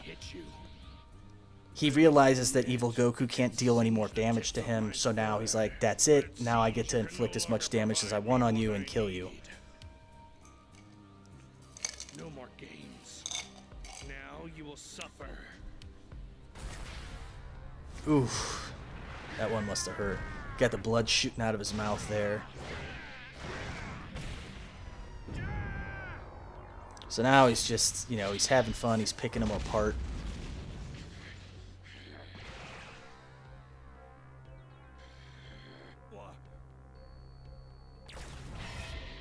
Ooh. That got him. Got him good. So I knew I wanted to have another like mind read, like similar how I did in the Evil versus Black animation. In the Evil versus Black animation, he had like that little telepathy message with him. Zamasu did. So Goku Black here, he reads his mind to try and get a better understanding of evil Goku, right? Because he sees that something's a little bit different about him. Learn more about him. So now he learns the truth about Echo G and how they all got there. And then he starts looking deeper into his memories to get a better understanding of evil Goku. And he sees, we as the audience, obviously, he's seeing all these past events from the past animations. He's seeing all these things that happened throughout his life. And then seeing Chi-Chi as well.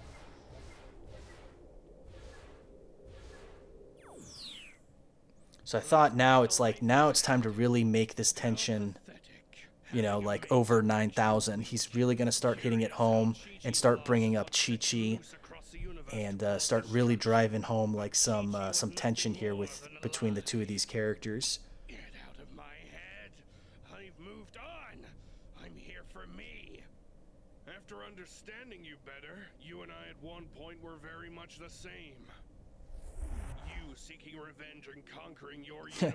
That whole line, at one point you and I were very much the same. There's a lot of times that villains use that in movies, and sometimes it's done right, sometimes it's not. You know, this whole thing is about, you know, different perspectives and things like that. You know, at some point maybe they were the same, but now they're really not the same. Goku Black's not the same as evil Goku. They're different forms of evil. Their goals are different. Their objectives are different. Stop wasting my time with all this talk. Oh, but you'll want to hear this one, Goku. I'm sure of it. Once I'm done killing you. So here's like that personal little Here, knife in the back. your universe. This way, I can get I'm gonna go and see Chi-Chi and do some things. What? You think you've moved on from her? He's really trying to drive it home here. I saw the note that you read. If becoming a mortal means embracing feeble mortal acts like sex, then I think I'll have to have a taste of Chi-Chi for myself. You son of... So I didn't touch on this before, but you know, a lot of the themes that are happening in this animation are not things that you would see necessarily in the actual anime itself. It's very much more mature, a lot of the things that are being dealt with in this.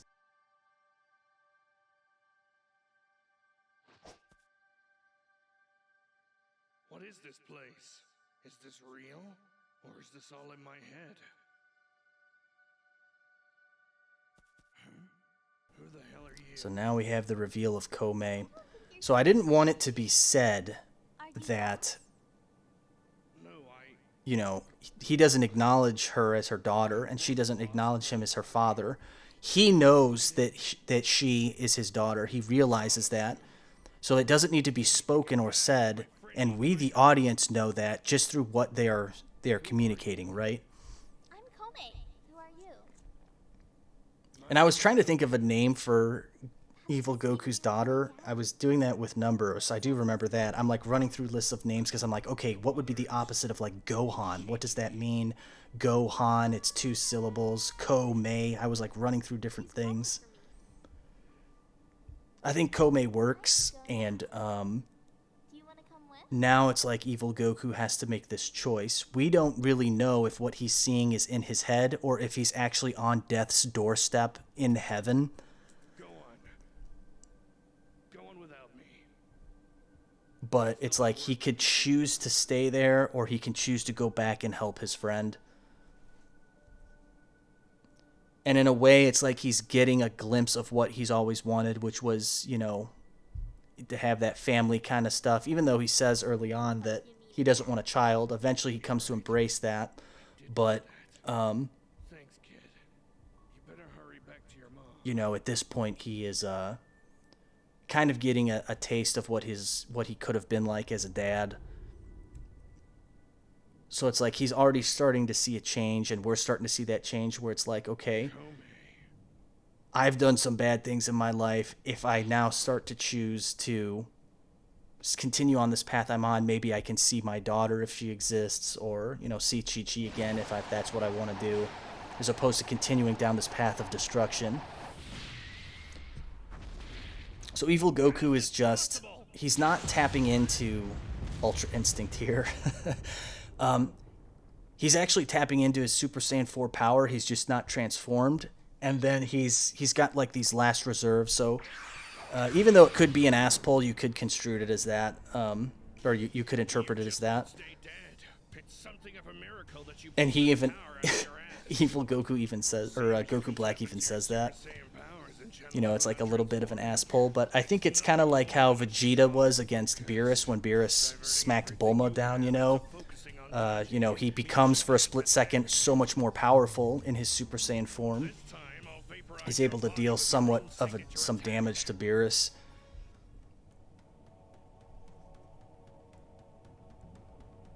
I'm ready. So Goku Prime, he's got the Kaioken ready. Kaioken times 100. So this, like, the whole idea is that basically he knows that it's dangerous to use it, right? Because he's bursting out with all this energy into Super Saiyan 4. It's times 100. And, you know, it's either going to kill him or it'll, you know, work. And if it works, it's only for like a couple little seconds. And then that's it. So this is all really happening in like slow motion right here. He like instantly is there and then punches Goku Black. And he just, this whole like disconnect and snap happens between the mind and spirit and body between Zamasu and Goku. And now there's like this disconnect between, you know, the mind of Zamasu and the body of Goku, which is what sparks the corrupted Super Saiyan 4 transformation. So that form is only unique to Goku Black. And Kaioken times 100, you know, it turns the whole eyes white for Goku there, just radiating with all that red energy. Here's another play on parallels at the end of the Evil versus Black animation. Now it's Evil Goku standing over Goku Prime. Now that I'm alive again, Tell me how you lost the halo later. Where are the Senzu beams? here.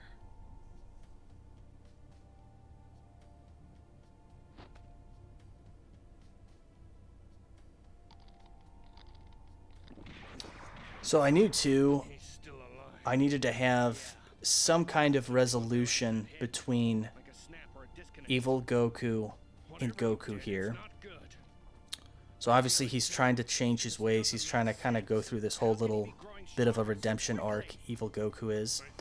So he knows he has to apologize to Goku, Recover and become stronger faster than we and he needs to tell him that before, you know, something else bad happens.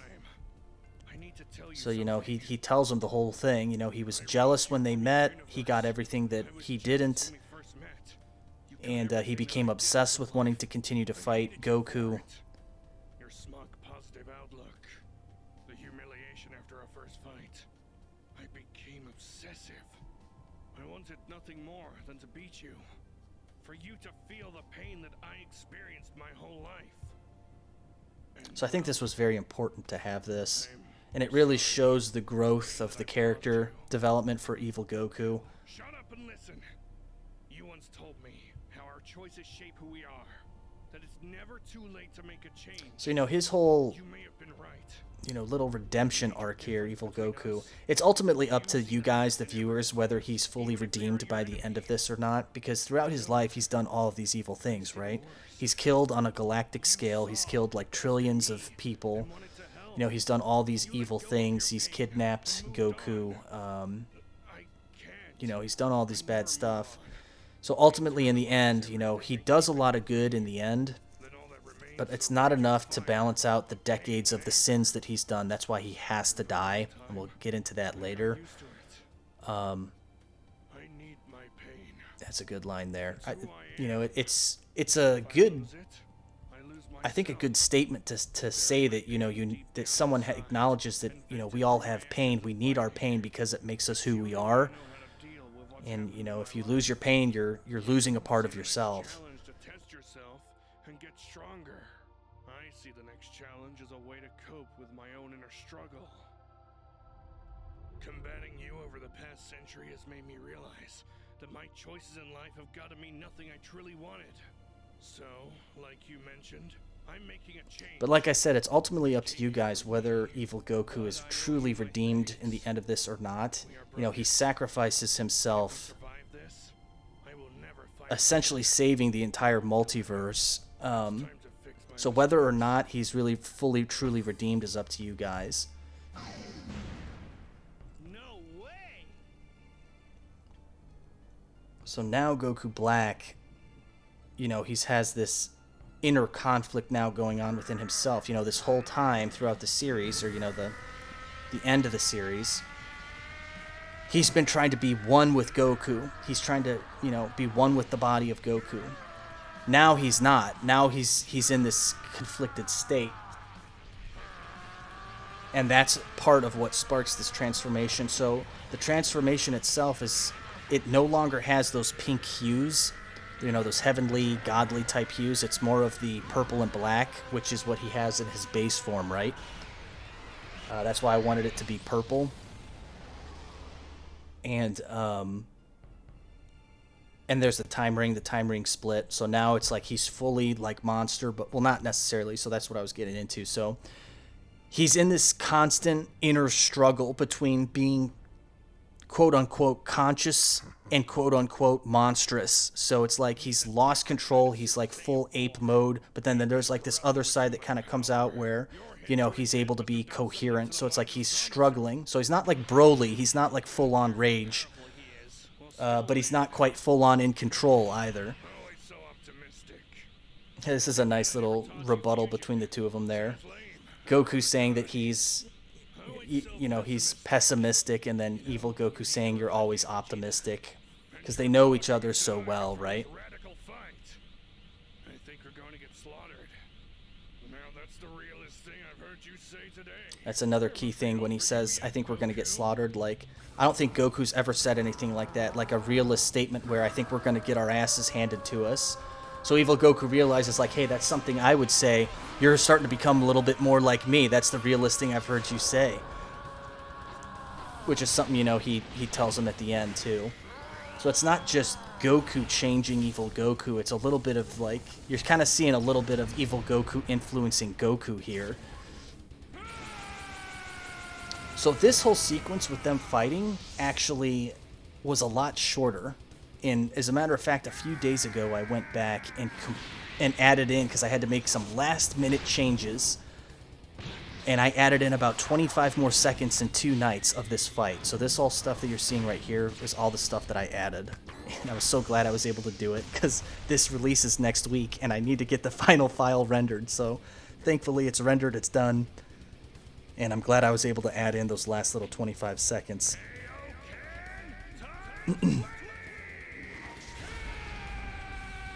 So now, he's trying the Kaioken times 20 again, and Black's like, screw this, that's not happening. He just quickly, dashes at him, sends him flying away.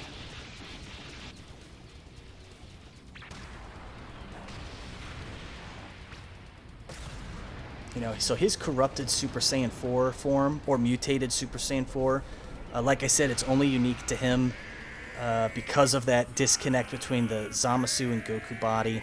So he is still a Super Saiyan 4. The form looks different. It's like an alteration.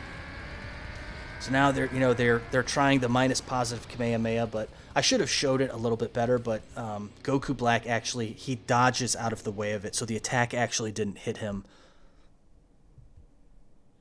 So they think, oh, did we get him? It's like, no. So, like I said earlier, I went through a shit ton of different scripts and different ideas and stuff, and I'll save that for a future video, the different scripts and things that would have happened. But this whole sequence here was added in at the last minute, and not the last minute, but as I was working on it, I added it in, and originally it was in at the beginning of one of the scripts, and I decided to take it out because I felt like there was so much happening. But after I talked with my creative consultant Numbers, he was like, you know what, no, I think you should put it back in. It could just be short. And I realized, if he's gonna summon all of these like Goku Black energy clones, then it would be a perfect entrance for Savage Goku.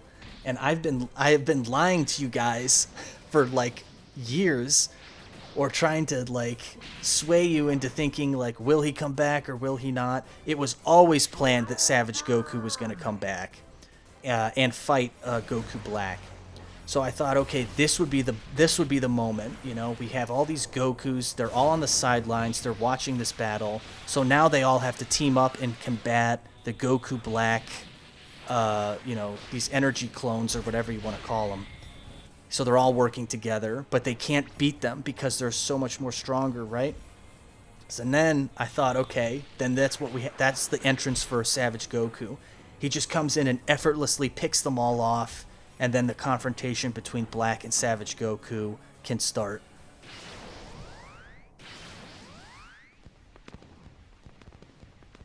So there he is. He's just taking them all off from above, from different positions. And Savage Goku essentially saved everybody there. Whether he wanted to or not, we don't know. That's part of the mystery for it. We don't really know what motivates him or any of that stuff. But here's his slow descent with that nice, peaceful, kind of ominous type music. Who the hell are you? And then boom, there he is. And he's got a little bit different look to him too. I went through probably 100 different sprites of what I wanted him to look like now, and eventually it was decided that this would be the most simplistic, but it's still somewhat new, but a callback to how he was before. So he's got like little sand pieces, armor added to him. But there were some really good looks that he had in some of his concepts. So now it's like a complete nostalgia. I won't I won't lie here, guys. I did do the nostalgia trip with this. He powers up going through each Super Saiyan form, just like in the original animation. And when he fights Black, they're so powerful that, similar to the Broly movie, the cracks in the universe start to break down and they fight in this like empty realm space. And they're both equal in power. So Savage Goku at Super Saiyan 4 is equal to Goku Black in his corrupted Super Saiyan 4 form.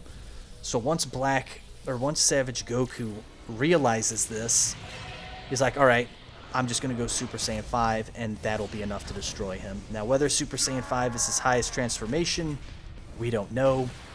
It's obviously revealed that he's one of only 2 or maybe 3 Gokus that we've seen that can go Super Saiyan 5. He's the first one that we see go Super Saiyan 5.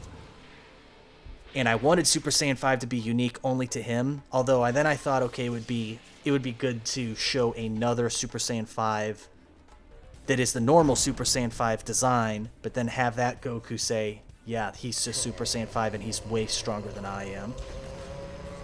So I thought, you know, the transformation needs to be unique too. So instead of energy bursting out, you have like this, he's sucking energy in, and then it's like a funnel, like it's being shot straight up above.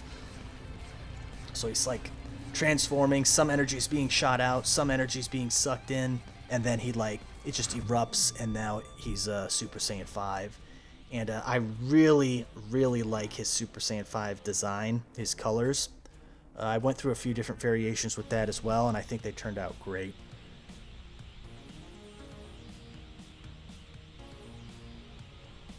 You know, he's got like the blue eyeshadow, kind of like these yellow kind of eyes, and he's like Savage Goku, right? So it's like very brown, like kind of wildernessy, kind of reminds me like.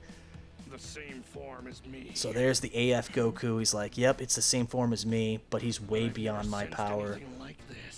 And honestly, I think Super Saiyan 5 would be weaker than Super Saiyan God.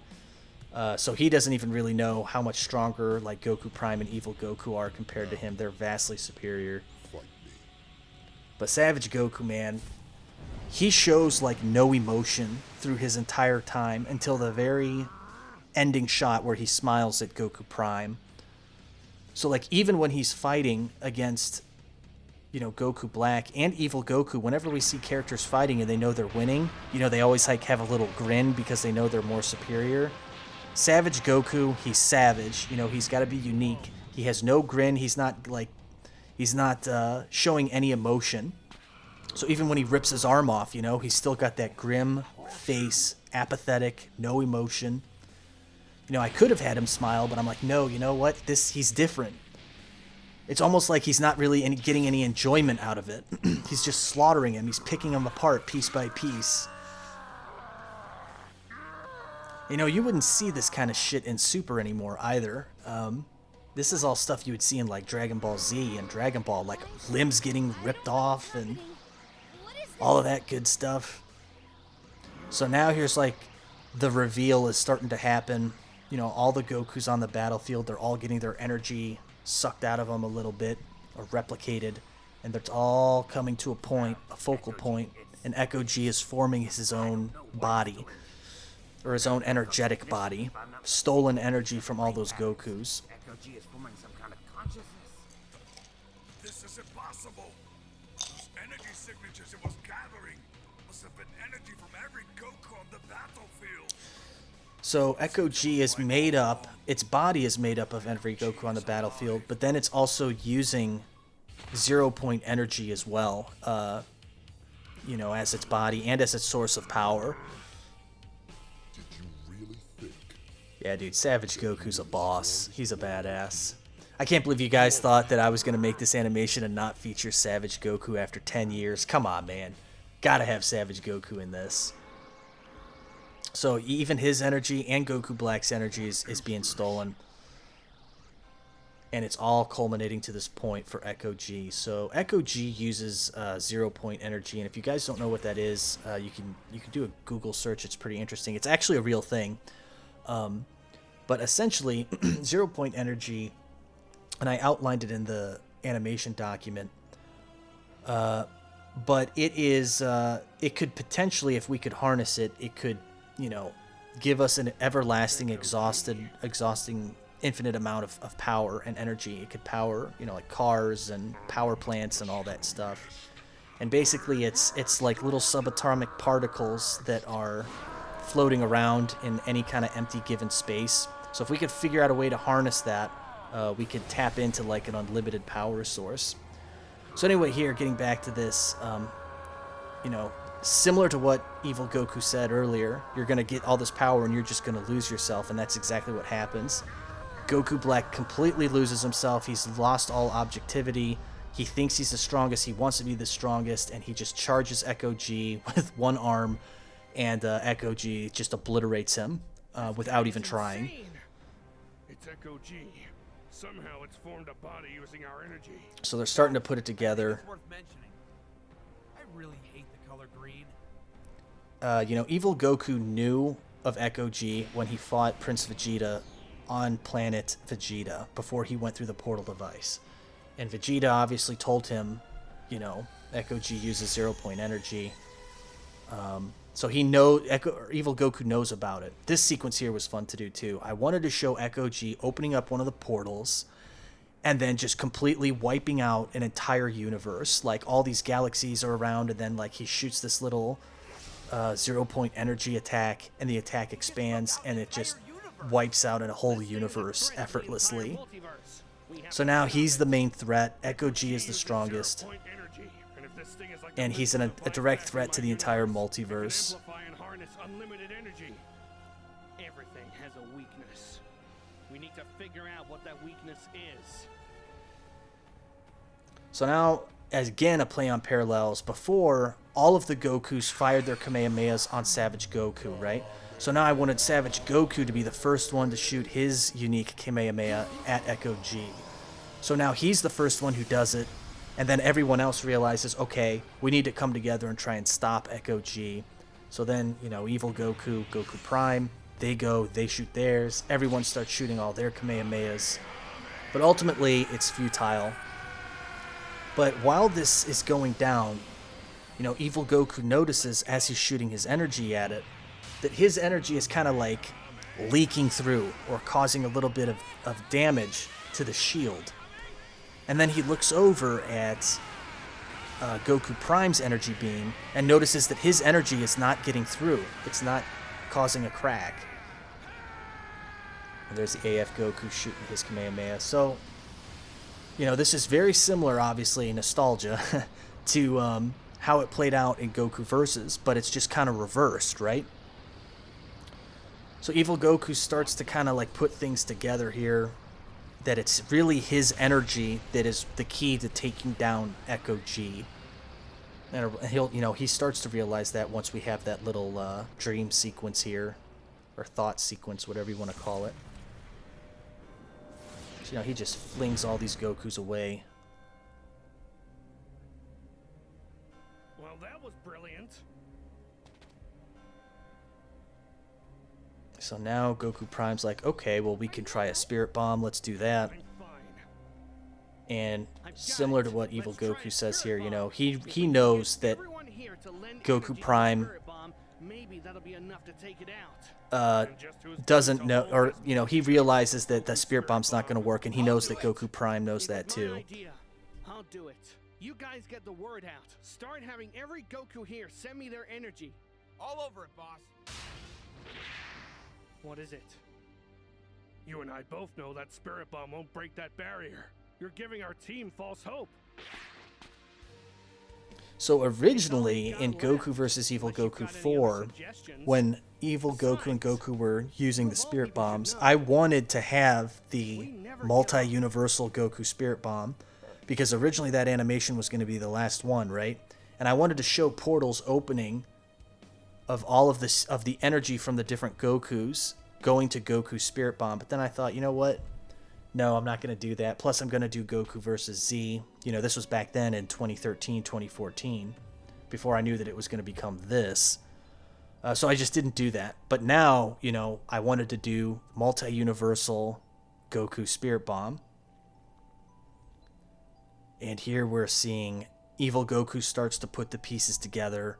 You know, it's his energy that has to be able to take out Echo G. So here's the deal. Echo G was looking for him. Echo G is his responsibility. It was present in almost every animation in the series, and is really the, you know, it's the final, revealed as the final antagonist in the series.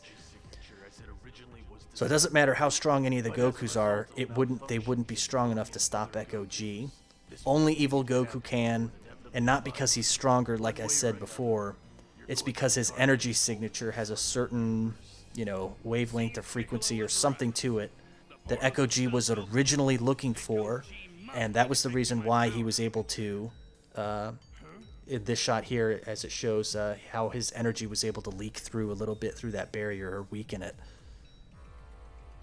So he puts it together, and then we kind of get a callback to one of the best moments, I think, in Dragon Ball Z, is that slow panning shot of the camera zooming in on Goku as he realizes that he has to teleport Cell and get him out of there and save Gohan. And there's the camera switch again, going from before. It's like now that camera angle's now swapped, and before it went from, left to right. Now it's gone from right to left. It's like he was in this state this entire time, and now he's kind of come full circle and realizes that I got to take the spirit bomb and do it myself. And it's the same music here, it's remixed I know that look. from the What Cell is it, games. Goku? And this is the first time, Evil Goku does a self-sacrifice. But the truth is, The first time he killed himself, it was out of selfish reasons in Goku vs. Evil Goku 2. Find your family. So this time it's out of, it's selfless. He's killing himself again now for a second time, which we've never seen in Dragon Ball Z. All we know is that, if you die again when you're already dead, when you have the halo, you then cease to exist at that point. So, he absorbs the spirit bomb here, gets this huge boost in power, and, it's not really a transformation what's happening. He's absorbing the spirit bomb, and his energy is now being mixed with not just Goku Prime's energy, but with all these Goku's energy. So here in this state, this isn't a form. He's just like this beefed up, energetic Goku. And that because his energy is mixed with Goku's energy and the spirit bomb, that creates this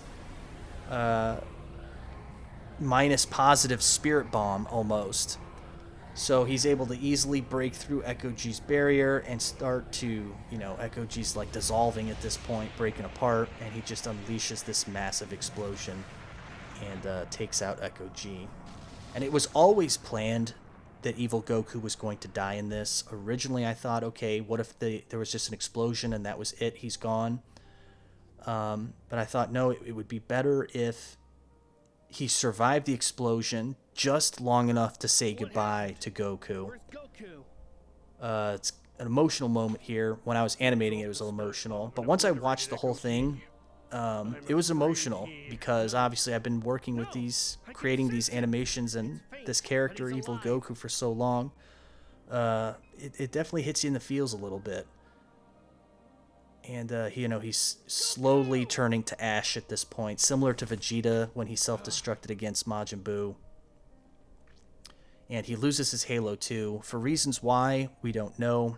His body's turning to ash, and the Halo is kind of like he's blind at this point too. His Halo just vanishes. So in a sense, he's done this big self-sacrifice. So it's like similar to how Goku from Dragon Ball GT did that sacrifice with the spirit bomb. It's like, was Goku really dead? Was he really alive? What really happened to him? So it's like Evil Goku kind of gets his own version of that. He's dying for a second time. We've never seen that before. So is he just turning into nothingness? Or is he on a completely new journey altogether where he doesn't need his body? We just don't know. We don't know if he's ceasing to exist or not. Right, brother. But yeah, man, this was I had a brother once. He was powerful a lot scene. Like you. But I'm proud to call you brother. So, Goku acknowledges him now as a brother too. And, he looks down and it's just a puff of particles, a puff of ash. He's gone.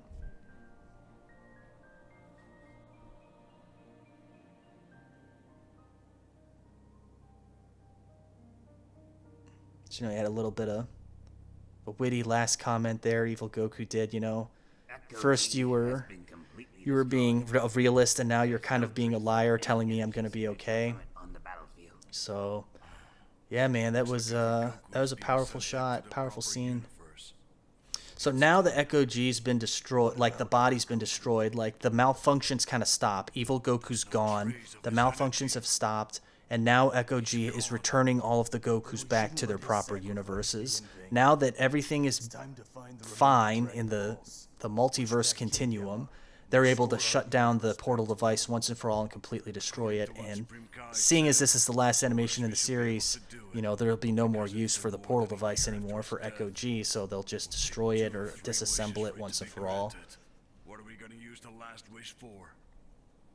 I have some ideas.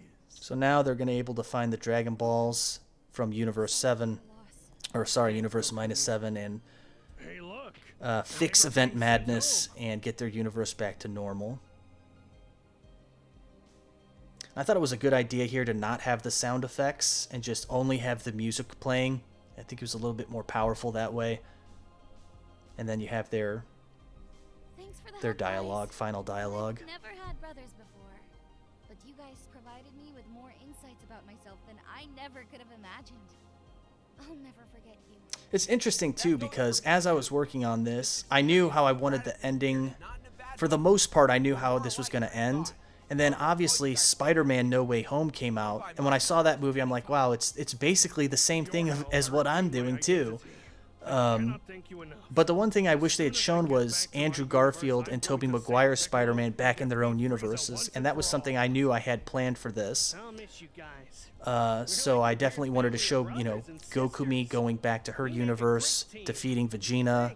She's with her family again. Good luck with your future battles. Goku the Hedgehog, he's back in his universe. He gets waffles, stops Dr. Freezer's ship. And here's the smile from Savage Goku. It's the only emotion we really see from him. And here's We had parting a lot of words. fun battles, even if we were trying to kill each other. Maybe someday we'll meet again. Sayonara. So I didn't want to end it too sad. He's restoring hope a little bit. Maybe we'll meet again someday. And here's that final shot. This is the same shot from before. Panning shot. You knew he wrote something there. You don't know what it is. And then it's revealed Goku was here. Fade to black. Add in the evil. Because obviously all these Gokus, they're all called Goku. They're not called Magma Goku or Evil Goku or Mecha Goku, whatever.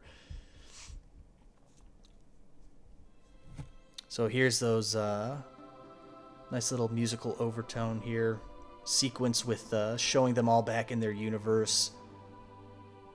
And obviously GT Goku, it was always planned for him to come back during the events with Goku Jr. So you see him with Goku Jr. And then at the tournament. And then, he goes up into the sky, similar to the closing of GT. The sprite for the Sonic Goku, the fat one. As I was editing that sprite, I'm like, oh my god, this is so cheesy, but it looks so funny. It's so perfect for him because he stuffed his face with all those waffles. So obviously Mecha Goku here comes back, defeats Mecha Frieza, and him and Piccolo escape in the little space pods.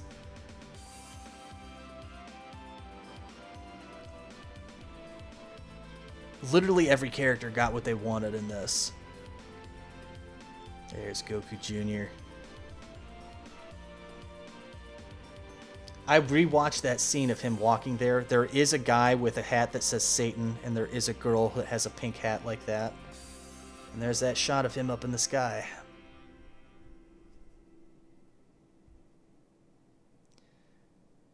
Guys, this has been a amazing journey over the past, it's almost been 15 years. It'll be 15 years in September, I believe. And words can't express how much this series has meant to me over the last 15 years. I create these animations for me, and the fact that you guys enjoy them as much as I do, it really means a lot. You guys have been awesome, very supportive, and humbling over the last 15 years. I can't thank you guys enough for sticking with me and supporting me.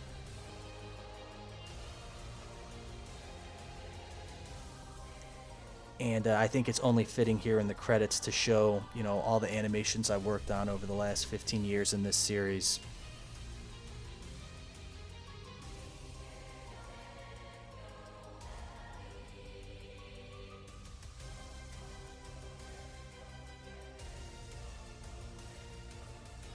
I would not change a thing, obviously there were things I'd like to change, but looking at back on it now, the age I'm at now, I honestly wouldn't change anything with this.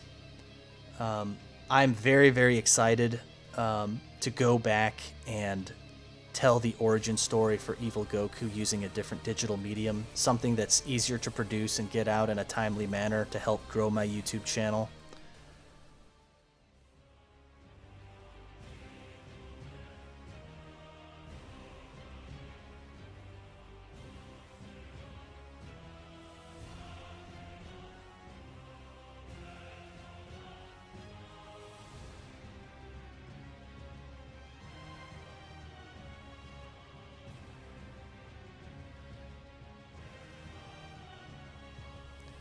Guys, this whole project has been just massive. Words really can't express how big of a project this was. 2.5 years, 15 years if you include the whole thing. But, I greatly appreciate each and every one of you guys. All of the comments, everything that you guys have done for the support. It means so much to me. You guys have inspired me with your words of kindness and the stories that you've told me. For those of you who told me that you went out to get animation degrees because of my animations, they influenced you, when you were younger. I really don't know what to say to that. The fact that you altered your lives because of my work, that's very, very humbling to know that. I couldn't be prouder.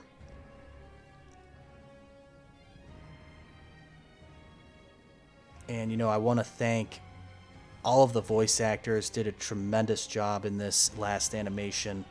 The music artists who I hired, everyone that I've hired and worked with. There's everyone in the credits here. All of you guys were fantastic, and it was great to work with all of you and to come together and get this project done.